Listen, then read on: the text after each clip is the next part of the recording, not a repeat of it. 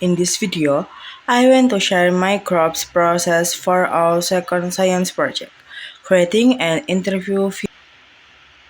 The topic is vendors, which can be considered a manufacturing activity because they process raw materials into new products ready for sale to consumers.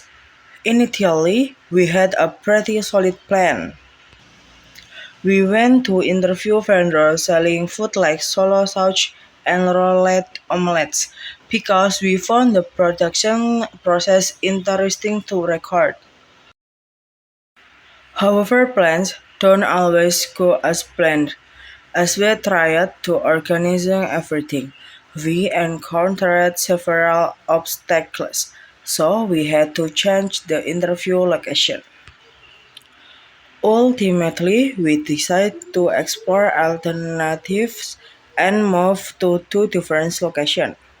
The first location was a cracker vendor who protects their own cracker from scratch, from raw materials to ready to sell. We initially thought this was the right choice because the process was complete. However, when we arrived there around 4:30 p.m. after school, the production process had already finished. The workers had already started cleaning up. We still tried to ask if we could interview them the next day. They did allow us, but only around 2 p.m. Naturally, we called because we were still attending school at that time. So, with a heavy heart, we had to find another location. After that, we immediately moved to the second location, the meatball vendor. Before starting, we politely asked if we could interview and films. Thanks good. We were allowed. We immediately made the most of the opportunity.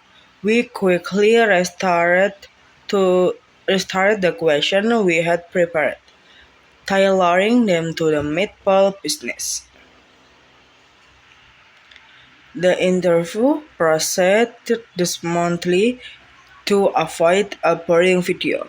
We also add some cinematic footage, such as the meatball serving process. This made our video more engaging and tenacious. Engaging and tenacious consists of question and answer. After everything was complete, we wrapped up the project around 4 p.m. We felt relieved and exhausted, as we had encountered some obstacles from the start, but ultimately managed to complete the task successfully. However, my work wasn't over yet. I didn't go home immediately because I had to wait for my mother to come home from work. Rather than commute and waste time on the road, I chose to wait. My mother finally returned home around 4:30 p.m. On our way home, we stopped at a snack vendor to buy some factory-made bread. The bread would be taken to the home of the bereaved, or what we usually call condolence. After buying the bread, we immediately continued our journey home. When we got home, I immediately showered, prayed, and ate to record. Afterward, I took my mother to the condolence.